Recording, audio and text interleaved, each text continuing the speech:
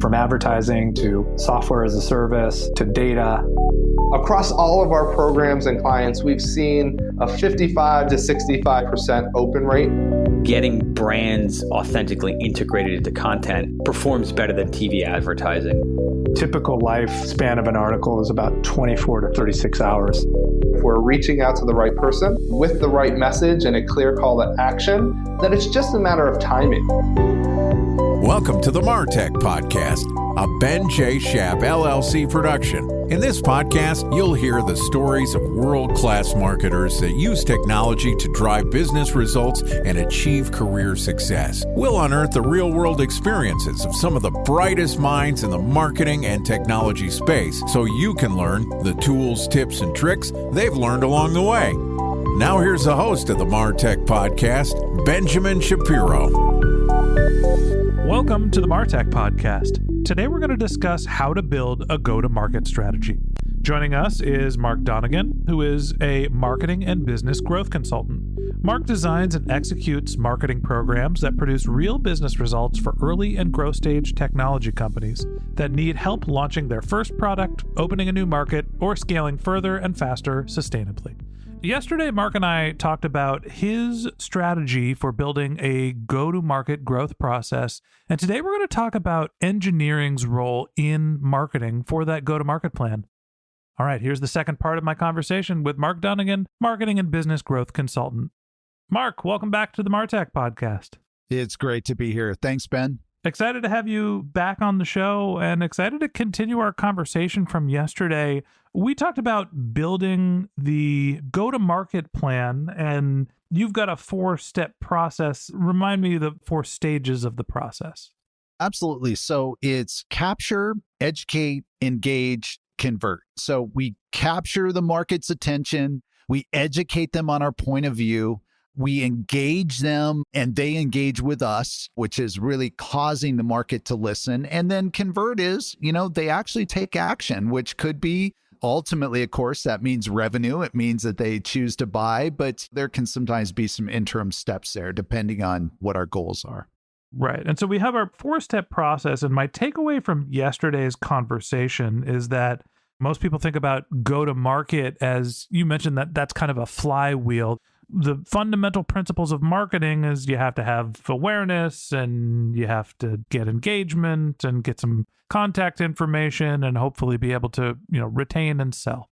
Going through that flywheel, which is not a linear journey, the way to get that flywheel started is really to understand who your customers are. So when you actually go out and try to drive awareness, try to get that initial engagement, you understand what to say to the people you're trying to reach. Now, it's not as simple as just doing your homework, understanding your customers. A lot goes into building the go-to-market strategy from a product to a marketing to an analytics process. Talk to me a little bit about how you work with engineering as part of your go-to-marketing process.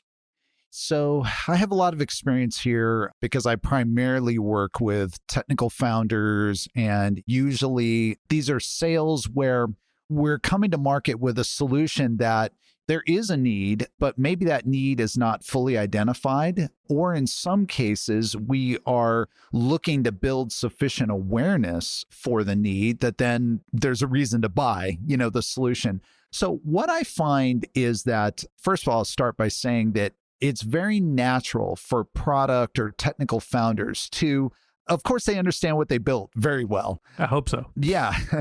But they don't know who the buyer is. And what I mean by that is beyond a industry or, we would be selling to CTOs, of course. That's not what I'm talking about. What I mean is deep inside the organization. Nowadays, you do not sell to a function. So maybe 10 or 15 years ago, certainly 20, 25 years ago, you could call on CTOs, and that was kind of the first stop in almost every major organization. Regardless of what you were selling, you call on the CTO, and then that person may even just wholesale make a decision, or they bring in 2 or 3 of their lieutenants and they make a decision. Nowadays, even if the budget is controlled by the CTO, and even if it's that person's signature that will be on the PO, almost never is that actually the buyer. And in some cases, the buyer can be somebody who the CTO has barely even met.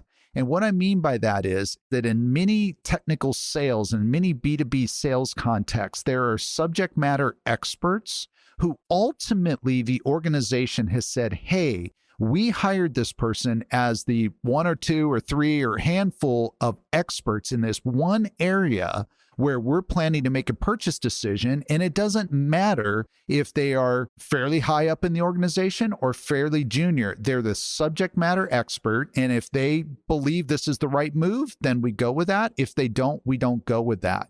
So this is why knowing who the buyer is, and the only way you can really do this is by spending a lot of time in the field and ultimately by being really a participant in the ecosystem.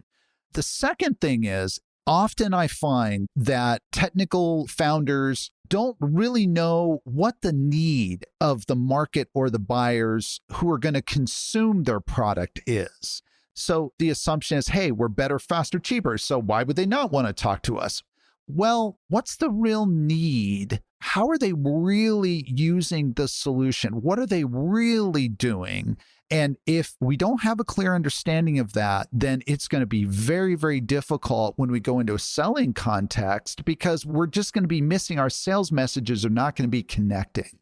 And the third is related to the first two, but it's equally important to call out separately. And that is that if you don't know who the beneficiary of the solution is, you can also find yourself in a situation, and I'm speaking from experience here, where you have an amazing sales process going. You are just certain that the deal is going to close. And it's just, in Salesforce, it's at 90%. And then all of a sudden, the opportunity's gone. And everybody's shocked. What happened? How could this go from being pretty much a 90% opportunity, 80% opportunity to nothing? Well, almost always what ended up happening was when it came all the way down to, again, the CTO signing that PO, the real beneficiary was not the person we were talking to. And at that moment, the real beneficiary rises up and says, wait a second, this isn't what I need or want, or I have a different solution, or we can build it, or whatever the alternative is, and the deal goes sideways. So you have to know who your buyer is and who that person is deep in the organization. You have to know what they want or need and how they want to consume your technology. So do they want to consume it on the cloud? Are they going to install it on-prem? Do they have some specific technical requirements? Because if we don't understand that right there could be a big problem. And then we have to know who the beneficiary is of the solution. Yeah, I think that there's two ways where the type of deal that you're talking about goes sideways. There is the operator who wants a piece of software and goes to, let's say, I'll use an example. The in-house SEO says, I want to use this expensive SEO data analysis tool. And they go to the head of marketing or they go to the CTO, whoever their executive management is, and says, I want this tool. And they have to sell it internally. And sometimes the executive buyer says, I'm not paying for this. It's not coming out of my budget, even though there's a desire from the organization. And then sometimes the executive buyer says, hey, we need to go find an SEO tool. SEO, go figure out this is the right one, isn't it? And then the SEO is saying, as the operator, this isn't a fit. And the reason why I'm bringing this up is there is this sort of shared dynamic between who's signing the checks and then who's actually using the tool. As you think about that balance and you're putting together a go-to-marketing strategy to address these two different types of buyers, the operator and the budget holder, the executive, how do you market to both of these people who are potentially in very different stages of their career? Yeah.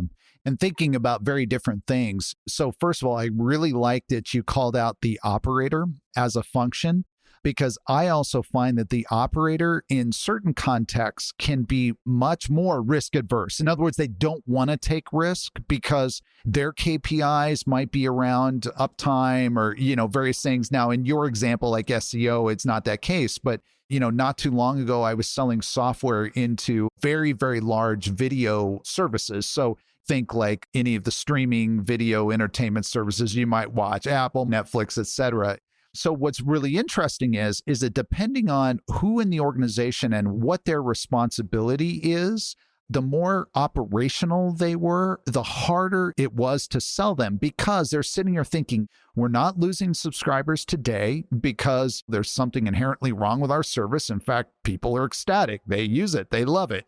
And anything we introduce into our pipeline could cause us unforeseen issues, just because there's integration, there's engineering. And so that is something that requires a very, very different approach during the sales process. So for example, what we would do is our VP of engineering, our CTO, the heavy duty technical people on our side would often spend their time focused on the operational people. Why? Because they are there to say, hey, we're here to help you. Hey, we understand what your issues are. Hey, we know your systems. Hey, if you get into trouble, we're going to be here for you. So that then through both just literally communicating these facts, but also as that person begins to get to know those people in the organization, then they start to say, yes, there's always a risk, but boy, these people are really sharp. And I'm really impressed with this person. And wow, this guy over here, he is good. And boy, if we run into problems, I am sure that they will be there to help us.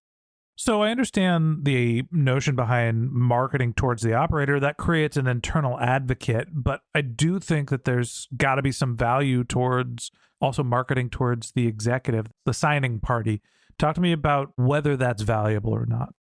It's absolutely valuable. And that's where what they respond to is strategic, directional. How is this going to give them competitive benefit? So if we're thinking about like an ABM strategy, which I believe personally, all marketing today is ABM. So that's why, this is even the first time I mentioned ABM. But the fact is we do have to know who our audience is. And so for the senior executive, who's probably the budget holder, what I'm going to be hitting them with in terms of content and in terms of how I approach them is what my solution, what my product is going to do to make them more competitive, how it's going to help align strategic goals that, if they're a public company, a lot of this is disclosed, right? So they talked in their last earnings call about what their strategies are, what their plans are over the next 2 quarters. And hopefully I'm going to be able to find something that I can intersect with, and I can clearly connect what we're trying to sell them with what they've already said publicly a strategic goal is. Yeah, I think that the distinction that's important to pull out here is that there are 2 groups that you need to be able to market to, right? The executive buyers that are thinking about the strategy, putting their products together, how your products and services are going to help them reach the entire organization's goal. And then you have your operators who are thinking about the utility, about how it's going to impact the KPIs. There's very specific KPIs. And when you're putting your go-to-market strategy together, you cannot just think about who is going to be using your product. If you're marketing towards a large organization, you have to think about who's using it and who's buying it. And often, if not always, those are different people. Yes, precisely. And you'll also notice in this whole conversation, I didn't say one thing about competitive battle cards as an example. Now, I'm not saying that at some point, yes, and especially in a more mature market, and as a company, we're focused this conversation a little more on kind of like a new product or maybe a startup with, doing something completely new. But even when you're established and when there's a market, there's an ecosystem around what you're doing, the way that we're talking now about how you approach the market in these 2 constituent groups applies the same. And I think that the old days of just all this competitive intelligence and putting out all this stuff on websites and competitive matrices and shootouts and all of this, it's not that relevant. Buyers today, first of all, don't have time to read it, and they don't read most of that. And then furthermore, often what happens, and I've seen this firsthand, is if they don't read everything, they can pick and choose, and they might come to the wrong conclusion that could work against us, because maybe they didn't read the whole report, or they read someone else's report, they read this one, they read that, but they didn't read what we wrote. So you have to get in there. You have to approach based on real practical, what is the problem? How do we solve it? And then how do we help connect to a real business outcome? That's on the executive side. And if those conversations are fruitful, it sure makes the sales process that much easier. It doesn't mean you're going to win the deal, but you're well on your way. Mark, I appreciate you coming on the show. I appreciate you listening to the show. Thanks for sharing your insight. It's been great to have you as our guest on the MarTech podcast. Hey, you're welcome. It's really great to be here. Thanks, Ben. All right, and that wraps up this episode of the MarTech podcast. Thanks to Mark Donnigan, marketing and business growth consultant, for joining us. If you'd like to get in touch with Mark, you can find a link to his LinkedIn profile in our show notes. You can contact him on Twitter. His handle is mdonnigan, MDONNIGAN, or you could visit his website, which is growthstage.marketing. Just one more link in our show notes I'd like to tell you about. If you didn't have a chance to take notes while you were listening to this podcast, head over to martechpod.com, where we have summaries of all of our episodes, contact information for our guests. You could subscribe to our once-a-week newsletter. You can even send us your topic suggestions or your marketing questions, which we'll answer live on our show. Of course, you can always reach out on social media. Our handle is martechpod, MARTECHPOD, on LinkedIn, Twitter, Instagram, and Facebook, or you can contact me directly. My handle is Ben J. Shap, BENJSHAP. And if you haven't subscribed yet and you want a daily stream of marketing and technology knowledge in your podcast feed, we're going to publish an episode every day this year. So hit the subscribe button in your podcast app, and we'll be back in your feed tomorrow morning. All right, that's it for today. But until next time, my advice is to just focus on keeping your customers happy.